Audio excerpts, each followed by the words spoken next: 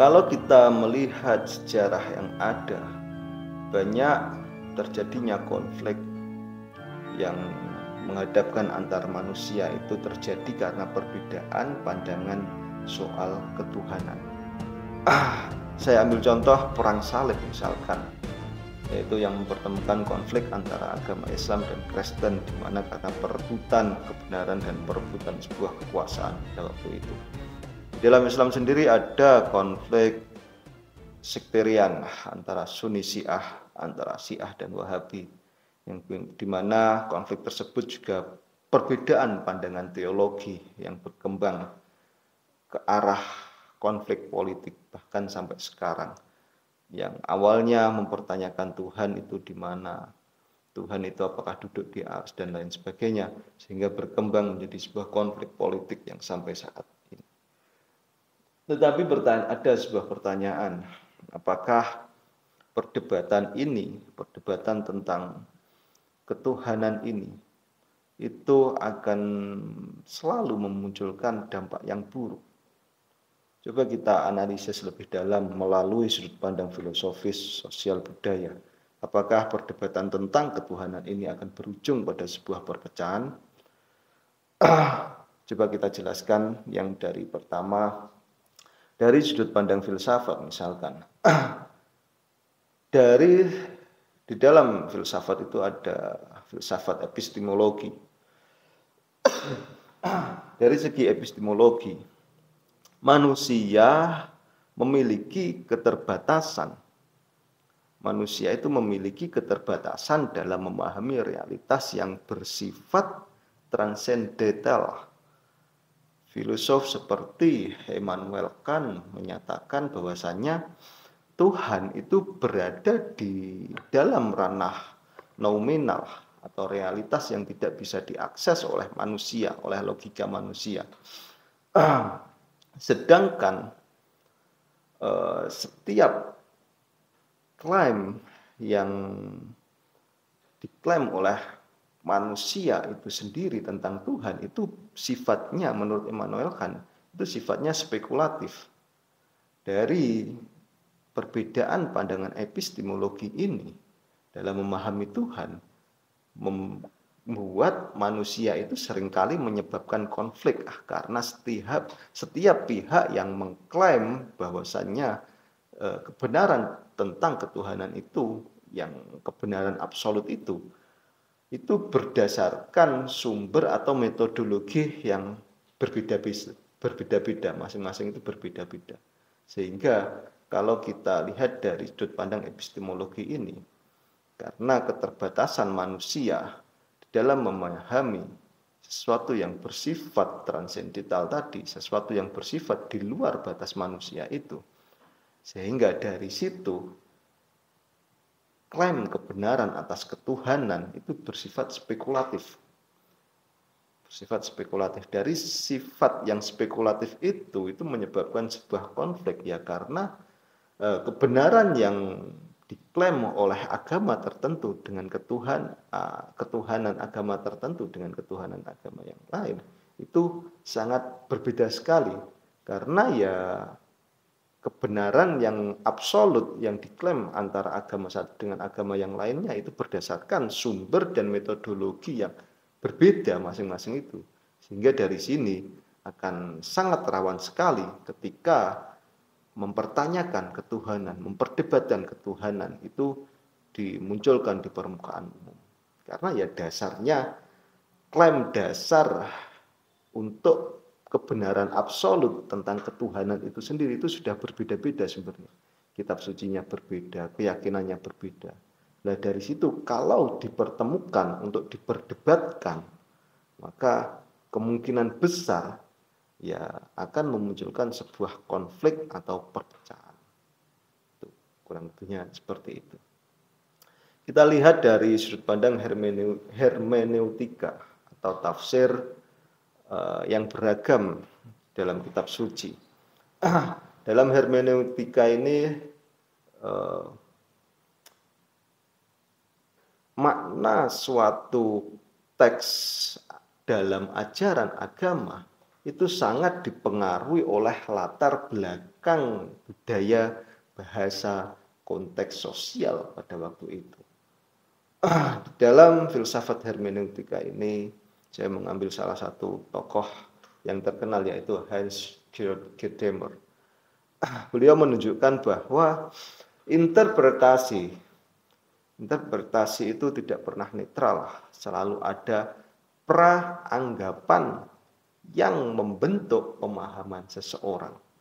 Saya ambil contoh ketika seseorang tersebut membaca kitab suci, entah itu Al-Quran, Injil, Weda, dan lain sebagainya, atau filsafat agama misalkan. Pemahaman seseorang tersebut akan dipengaruhi oleh budaya, pendidikan, dan nilai-nilai yang sudah ada di dalam dirinya seseorang tersebut. Karena itu perdebatan karena dasar-dasar yang melatar belakangi perbedaan tersebut. Perdebatan tentang teologis, tentang ketuhanan ini seringkali terjadi karena perbedaan penafsiran, bukan hanya karena substansi ajaran itu sendiri. Jadi secara sederhananya seperti ini. Seseorang ketika membaca menurut filsafat hermeneutika ini secara sederhananya seperti ini. Ketika seseorang itu membaca sebuah kitab suci, entah itu Al-Quran, entah itu Injil, Bible, Weda, dan lain sebagainya.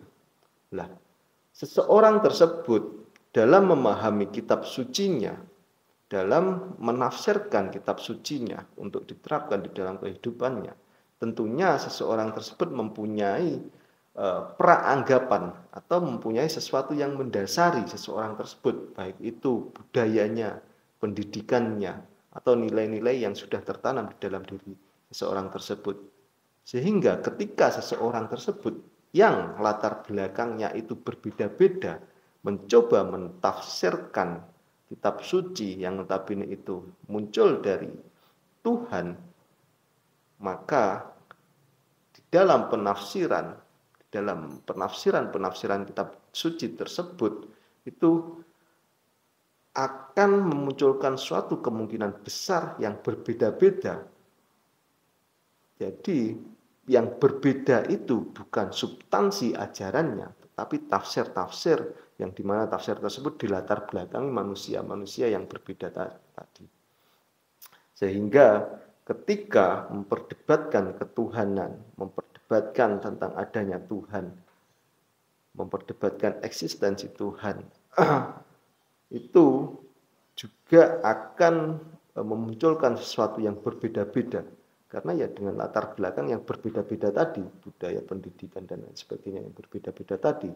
Sehingga kemungkinan besar ketika dilatar belakangi sesuatu yang berbeda-beda tadi, maka akan muncul sebuah konflik atau perbedaan yang sangat mencolok di dalam perdebatan tentang ketuhanan itu sendiri. Padahal kalau kita bisa lebih merenungi, bisa jadi yang berbeda itu bukan substansi ajaran itu, tetapi tafsir-tafsir yang dikarenakan perbedaan latar belakang yang melatar belakangi manusia itu sendiri. Selanjutnya kita masuk ke eksistensialisme, sudut pandang eksistensialisme, yaitu antara kebebasan dan subjektivitas iman. Filosof seperti Søren Kierkegaard filosof ini melihat keimanan yaitu sebagai sesuatu yang subjektif dan eksistensial. Di sini Kierkegaard menekankan bahwa keyakinan terhadap Tuhan itu adalah sebuah lompatan keimanan atau leap of faith, bukan sesuatu yang bisa dibuktikan secara rasional. Itu menurut Kierkegaard. Kierkegaard sangat menolak sekali argumen rasional untuk membuktikan adanya Tuhan itu. Karena Kierkegaard berpendapat atau percaya bahwasanya Tuhan itu hanya bisa diterima melalui iman pribadi seseorang tersebut. Lompatan iman yang dimaksud Kierkegaard ini adalah seseorang tersebut harus berani mempercayai Tuhan meskipun tidak ada bukti yang rasional atau bukti yang pasti. Dari apa yang sudah dirumuskan Kierkegaard ini akan terjadi benturan antara subjektivitas keimanan seseorang tersebut dan rasionalitas yang sering kali akan memicu terjadinya konflik dalam diskusi ketuhanan.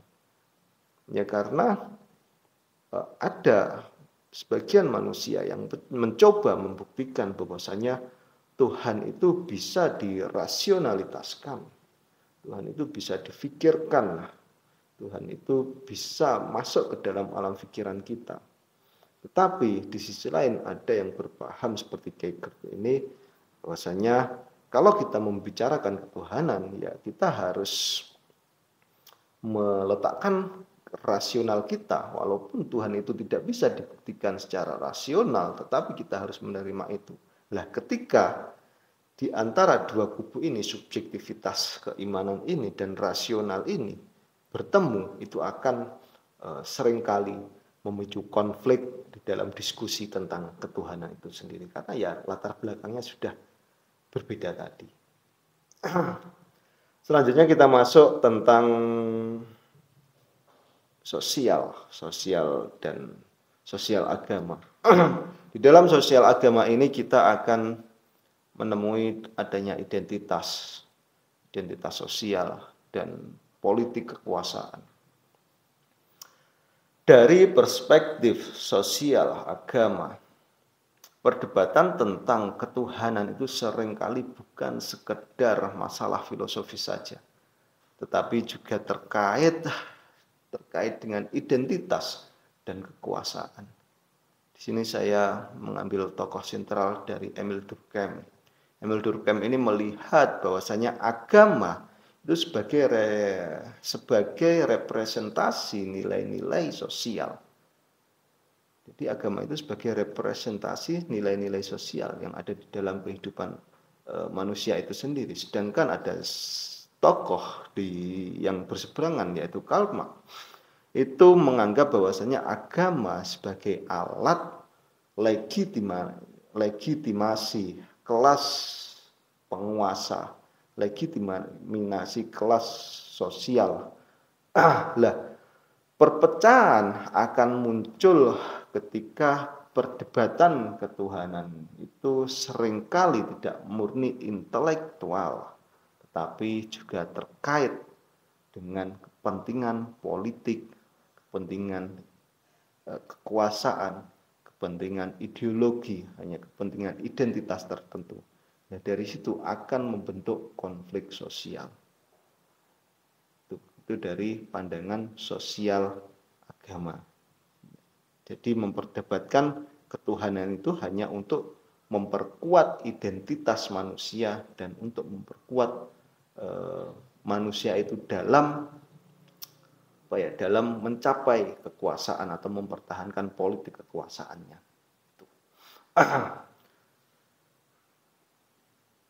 Selanjutnya kita masuk dari sudut pandang multikulturalisme dan relativisme.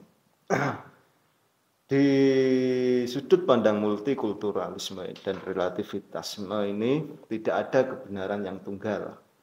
Dalam perspektif multikulturalisme dan relativisme ini, setiap budaya dan masyarakat itu memiliki pemahaman yang berbeda tentang ketuhanan. Misalkan seperti filosof Richard Rorty dan Jacques Derrida. Beliau berdua menekankan bahwasannya tidak ada kebenaran yang universal tentang ketuhanan ini, melainkan narasi yang terus berkembang, sesuai dengan konteks sosial dan budaya manusia pada waktu itu. Di sisi lain, relativisme menolak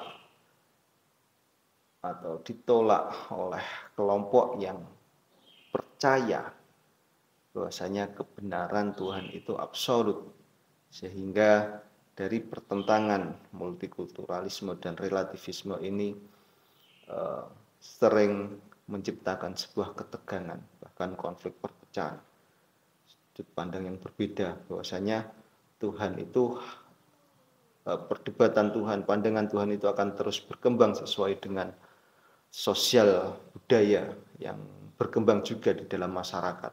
Tetapi ada sisi lain kelompok yang menolak relativisme ini, yang percaya bahwasanya kebenaran tentang ketuhanan itu absolut, tidak bisa diganggu gugat dan dia tidak bisa berubah.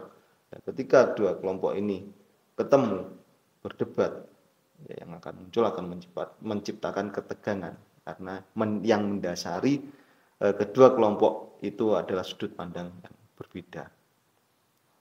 Jadi dapat kita simpulkan, apakah perdebatan tentang ketuhanan itu akan selalu memecah belah manusia itu sendiri. Perdebatan tentang ketuhanan menjadi sumber perpecahan manusia ketika setiap yang berdebat itu bersikeras bahwa pandangannya adalah satu-satunya sumber kebenaran, tanpa ada ruang dialog, tanpa ada ruang toleransi apapun. Namun jika perdebatan ini dilakukan dengan cara semangat keterbukaan, dengan cara penghormatan terhadap pluralisme, maka perdebatan ini justru bisa menjadi sarana pemahaman yang lebih dalam tentang kemanusiaan dan spiritualitas. Perdebatan tentang Tuhan bisa bermanfaat jika dilakukan dengan cara yang sehat. Tapi kalau perdebatan itu hanya untuk menyerang pihak lain, untuk merendahkan pandangan orang lain, maka hasilnya bisa terjadi konflik dan perpecahan. Jadi dapat kita simpulkan, apakah perdebatan tentang Tuhan itu akan selalu membawa keburukan? Jawabnya ya tergantung bagaimana perdebatan itu dilakukan. Apakah sebagai dialog untuk memperkaya keilmuan, atau hanya sebagai medan perang ideologi yang tidak berujung. Oke, Sobat Ilah, gimana kira-kira menurut kalian semua? Apakah memperdebatkan Tuhan itu masih penting atau tidak? Tulis di kolom komentar. Terima kasih sudah menyimak. Kurang lebihnya dari saya, mohon maaf. Assalamualaikum warahmatullahi wabarakatuh.